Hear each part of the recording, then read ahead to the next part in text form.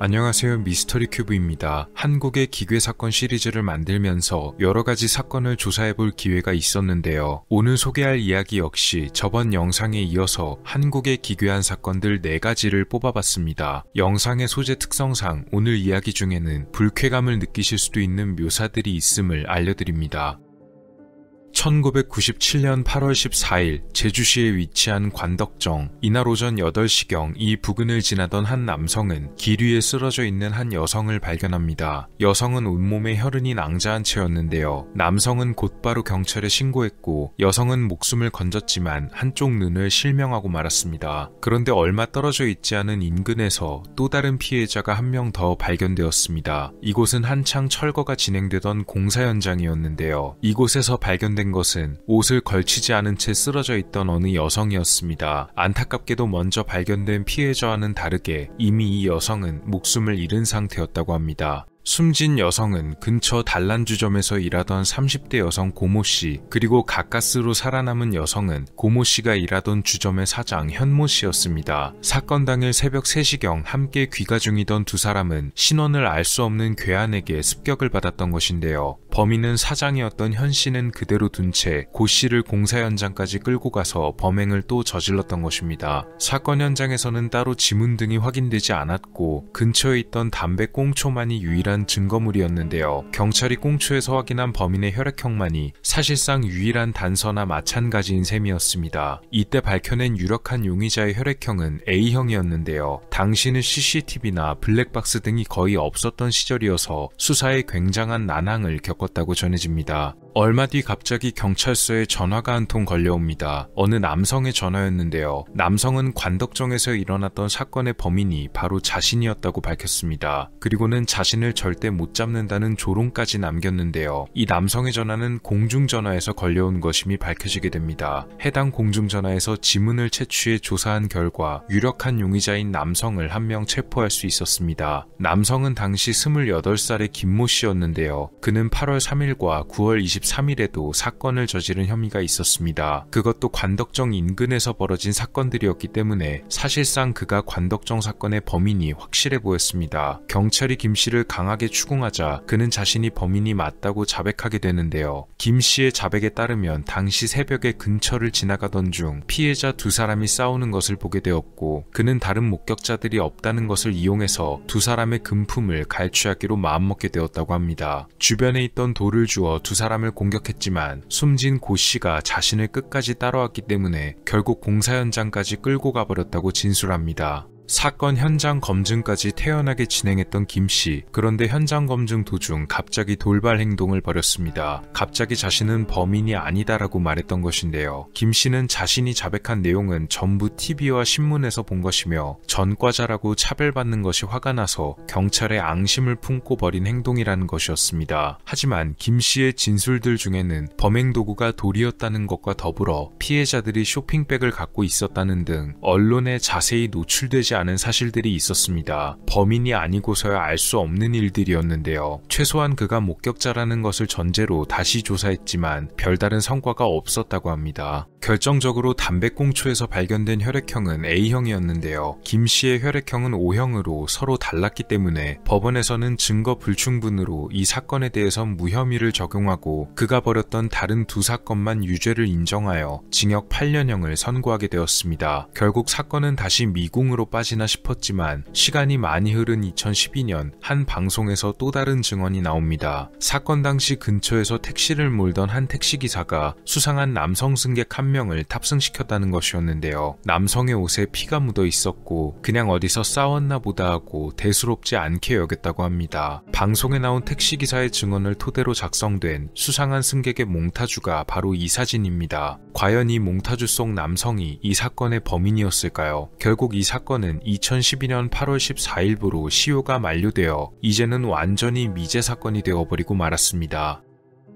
1998년 8월 15일 경기도 군포시의 부곡동, 이곳에 위치한 어느 농수로에서 연기가 치솟은 것은 자정이 다 되어가는 오후 11시 50분경이었습니다. 주민들은 연기를 보고 119에 신고를 넣었고 현장에 출동한 소방대원들이 화재를 진압했는데요. 진압된 현장에서 발견된 것은 바로 불에 타버린 자동차였습니다. 해당 자동차는 택시로 추정되었는데요. 자동차 안에서는 사람의 시신이 발견되지 않았기에 주차된 차량에서 불이 붙었나 싶었습니다. 하지만 소방대원들이 차량의 트렁크를 열어보자 그 안에서 어느 남성의 시신이 나왔습니다. 번호판을 조회해 알아낸 차주의 신원은 경기도 광명시에서 택시를 하고 있던 40대 박 씨였습니다. 9월 2일 새벽 2시경 경기도의 평택시 신문 배달을 하고 있던 홍모 군은 주차장에서 피어오르는 불길을 목격하게 되는데요. 즉시 근처의 공중전화로 달려가 이것을 신고합니다. 불에 타고 있던 자동차의 정체는 또 택시였는데요. 운전석 등에는 사람이 없었지만 역시 트렁크 안에서 숨진 남성의 시신이 발견되었습니다. 번호판을 조회해서 알아본 결과 차주의 신원은 경기도 안양시에서 택시를 몰던 40대 유 씨였는데요. 아마도 트렁크에서 발견된 시신이 바로 이 불타버린 택시의 주인 유 씨로 보였습니다. 앞서 벌어진 군포시에서 발견된 택시 사건과 이 사건이 아주 유사해 보였기에 경찰은 이것을 동일범의 소행으로 판단했습니다. 앞선 박 씨의 사건에선 별다른 성과가 없었지만 유 씨의 사건에선 여러 가지를 알아낼 수 있었습니다. 트렁크 속 유 씨 옷의 등 쪽에 이물질이 묻어 있었고 시신의 신발까지 전부 벗겨져 있었는데요. 이를 봤을 때 유 씨는 다른 곳에서 범행을 당한 뒤 평택까지 옮겨져 이렇게 발견되었던 것으로 보였습니다. 40대 남성을 납치하고 범행을 벌였던 것으로 봐서는 단독범의 소행은 아닌 것으로 보였고 최소 2명 이상의 남성이 용의자로 거론되었는데요. 문제는 이 범행이 도대체 무엇이 목적이었는지 정확히 알 수가 없다는 점이었습니다. 박 씨의 경우 8월 15일 아침에 평소처럼 출근했으며 이 증언 외에는 별다른 이상한 점이 없었다고 합니다. 유 씨 역시도 마찬가지였다고 하는데요. 두 사람 모두 어디서 원한을 질 만한 일도 없었고 사건을 구체적으로 목격한 사람들조차 없었습니다. 또한 두 택시 전부 전소되어 버린 상태였기에 해당 택시와 택시기사가 돈을 얼마나 가지고 있었는지, 만약 그렇다면 돈을 얼마나 뺏겼는지도 알 수가 없었고, 일단 이것이 정말 금품 갈취가 목적인 강도 사건인지 아니면 그저 단순히 우발적인 사건이었는지조차 전혀 알 수가 없었다고 합니다. 물론 동일한 범인들의 소행으로 보이는 사건이었기에 계획적인 범행이었을 가능성이 높았다고 하는데요. 두 택시기사가 그날 이상한 점을 보이지도 않았고 유의미한 증언이나 증인들도 없었습니다. 탐문 수사를 벌일 수조차 없었다고 하는데요. 특히 택시에 설치된 미터기조차 전부 타버렸기에 미터기를 역추적하는 시도조차 할 수가 없었다고 합니다. 공통점으로는 두 피해자 모두가 자신의 지역과는 전혀 다른 곳에서 발견된 것이었는데요. 그것만으론 조사가 거의 불가능했다고 합니다. 결국 이렇게 의미도 용의자의 가닥도 잡을 수 없이 동일범의 소행으로 보이던 이 연쇄 사건은 2013년 공소시효가 만료되어 영구 미제 사건이 되었습니다.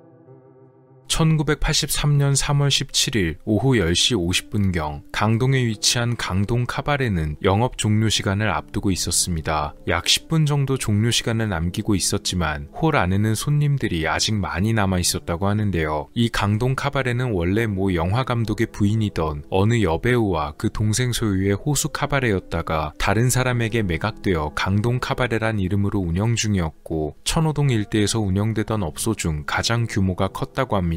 당시 웨이터로 일하고 있던 신 씨는 또 다른 웨이터였던 구 씨에게 영업을 일찍 마치자고 건의합니다. 보통은 종료 뒤 그날 매출을 결산하는 순서였지만 신 씨가 그날따라 영업 종료를 재촉했던 것인데요. 구 씨는 결국 신 씨의 재촉에 알겠다고 말하고 두 사람은 화장실로 들어갔습니다. 그런데 구 씨를 따라 화장실로 들어간 신 씨는 화장실 선반 위에 놓여있던 어떤 물건을 하나 발견합니다. 그것은 바로 작은 요구르트 병이었는데요. 은박지가 반쯤 붙어있는 상태였지만 누군가 마시는 적은 없어 보였다고 합니다. 이를 본 신 씨는 요구르트를 집어들고선 단숨에 이 요구르트를 들이켰다고 하는데요. 그런데 신 씨는 이걸 마시자마자 배를 움켜쥐고 바닥에 쓰러져 고통을 호소했다고 합니다. 그것도 잠시. 그렇게 고통을 호소하던 신 씨는 입술이 시퍼레지며 거품을 물고 이내 조용해졌습니다. 놀란 구 씨가 다른 종업원을 불러 도움을 요청했지만 이미 피해자 신 씨는 목숨을 잃은 뒤였습니다. 신 씨는 전형적인 중독 증상을 보였는데요. 조사 결과 요구르트에서 청산가리 성분이 나왔습니다. 경찰에서는 구 씨의 진술을 토대로 누군가 요구르트에 청산가리를 주입하고는 올려둔 것으로 파악했습니다. 이른바 묻지마 범죄였던 것인데요. 당시 근무하고 있던 종업원들을 비롯해서 홀 안에 있던 모든 손님들이 용의선상에 올랐지만 경찰이 현장에 도착했을 때는 이미 영업이 종료된 뒤여서 손님들만이 아닌 종업원들도 대부분 퇴근한 뒤였다고 합니다. 이상한 일이 벌어진 것은 그 다음 날이었습니다. 저녁 8시 30분쯤 같은 장소인 그 화장실 거울 뒤편 틈새에서 또 요구르트가 발견된 것인데요. 역시 은박지가 반쯤 벗겨진 상태였으며 조사 결과 안에서 청산가리 성분이 검출되었습니다. 그러니까 전날 경찰이 샅샅이 조사하고 간 뒤에 누군가가 또 요구르트를 의도적으로 두고 간 것이었습니다.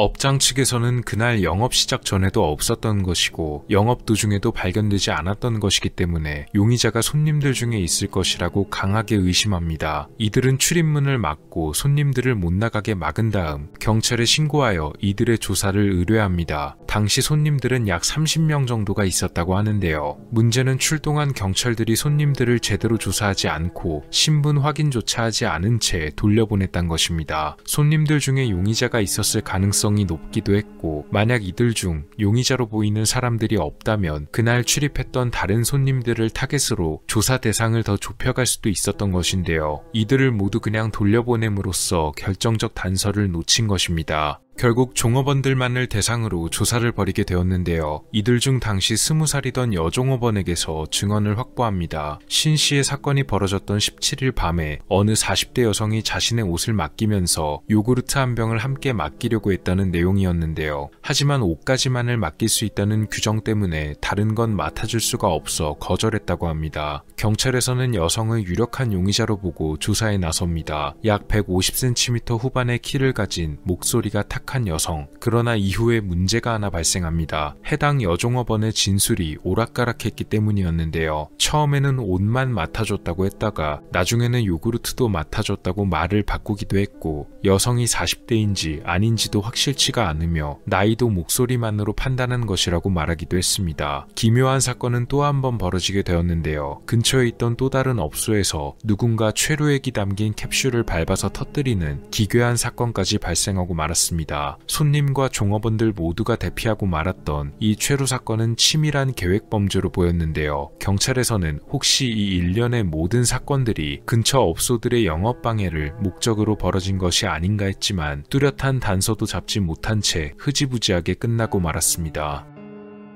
2003년 6월 서울 관악구의 봉천동 주택가 어느 옥탑방에 한 남성이 방문하게 됩니다. 이 남성은 옥탑방에 거주하던 이모 씨의 조카였는데요. 그는 해당 옥탑방의 집주인에게서 집사람들이 보이지 않는다, 집에서 냄새가 심하다는 등의 기묘한 연락을 받고 삼촌을 찾아왔던 것입니다. 문에는 자물쇠가 채워져 있었는데요. 이 씨의 조카는 자물쇠를 강제로 뜯고 집 안으로 들어갑니다. 집안에서는 아주 지독한 냄새가 풍겨왔습니다. 그런데 문제는 집안 곳곳에 있는 이상한 자국이었는데요. 바로 말라붙은 핏자국처럼 보였습니다. 특히 어느 방 안에 이 자국들이 아주 많이 보였다고 합니다. 지독한 냄새는 화장실 근처에서 가장 많이 풍겨왔고 결국 마지막으로 화장실 문을 열어본 이 씨의 조카는 그곳에서 한 시신을 발견해 경찰에 신고하게 됩니다. 발견 당시 시신의 모습은 기괴했는데요. 검은 비닐봉투를 얼굴에 뒤집어 쓴 채였다고 합니다. 피해자는 바로 조카가 만나러 온 삼촌 이 씨였습니다. 부패가 굉장히 많이 진행된 상태였고 아마 따뜻한 날씨였기에 빠르게 진행된 것으로 보였습니다. 숨진 이 씨는 당시 35살이었는데요. 그는 어느 남성과 이 옥탑방에서 동거 중이었습니다. 집주인과 이 씨 조카의 증언에 따라서 방에 출입문이 잠겨있는 상태였기 때문에 사라진 이 씨의 동거인이 유력한 용의자로 떠올랐습니다. 이 용의자의 이름은 바로 최종철이었는데요. 두 사람이 함께 생활해왔던 것은 사건 발생 8년 전인 1995년부터였음이 밝혀지게 됩니다. 처음엔 봉투를 뒤집어 씌워 질식한 줄 알았지만 방 곳곳에 혈흔이 있는 것으로 봤을 때 이미 봉투를 덮기 전에 둔기로 공격당하고 피해자의 정신이 희미해진 상태에서 얼굴에 덮인 봉투를 벗겨내지 못해 숨진 것으로 보였습니다. 하지만 이건 역시 정확한 것은 아니었으며 공격당했을 때 그 자리에서 목숨을 잃었을 가능성도 있었습니다. 사건 현장에서는 거래 명세표가 하나 발견되었는데요. 이 명세표에는 피해자의 통장에서 돈이 인출된 기록이 상세하게 적혀 있었습니다. 그리고 이 명세표가 인출된 곳을 추적한 결과 CCTV에 용의자 최종철이 돈을 빼내는 장면이 있었습니다. 2003년 6월 15일에 촬영된 화면에는 오전과 오후에 걸쳐 두 차례나 돈을 빼가는 그의 모습이 담겨 있었고, 이를 바탕으로 경찰은 사건의 가닥을 잡게 되는데요. 사건은 바로 그가 촬영된 그날에 벌어졌으며, 오전 9시 20분에 최종철이 피해자의 통장에서 돈을 빼고 당시 변변한 직장도 없이 놀고 있던 최종철이 자신의 통장에서 돈을 뺐다는 사실을 알게 된 피해자가 최 씨와 다툼을 벌이다가 사건이 일어났던 것이었습니다. 그리고서는 오후에 한 번 더 돈을 인출했던 것인데요. 경찰이 이렇게 예상했던 이유는 오전에 촬영된 최종철은 얼굴을 가리는 것 없이 그대로 맨 얼굴을 드러냈는데, 오후에 촬영된 그는 모자를 쓰고 자신을 숨긴 채 CCTV 화면을 최대한 피하려는 모습을 보였기 때문이었습니다. 기묘한 것은 이 사건 이후 그가 발견되지 않았다는 것인데요. 사건 이후 최종철은 그대로 모습을 숨긴 채 잠적했습니다. 이후에 계속 지명 수배자 명단에 올랐고 2005년, 2006년, 2010년까지 수배되었으나 체포되지 않았습니다. 2007년에는 공개 수배 프로그램에서도 그를 다뤘지만 그에 대한 제보 전화는 없었다고 하며, 그와 같은 보육원에서 자랐다는 제보가 전부였다고 하네요. 공소시효가 폐지되어 지금 체포되면 처벌이 가능하지만 현재까지도 그는 생사조차 불분명한 상태입니다.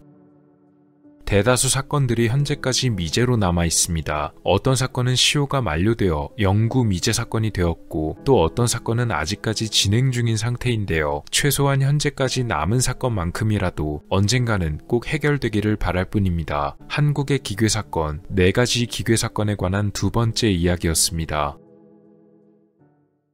오늘 미스터리 어떠셨나요? 영상을 재밌게 보셨다면 채널에 방문하셔서 더 많은 영상을 시청해보세요. 미스터리 큐브였습니다. 감사합니다.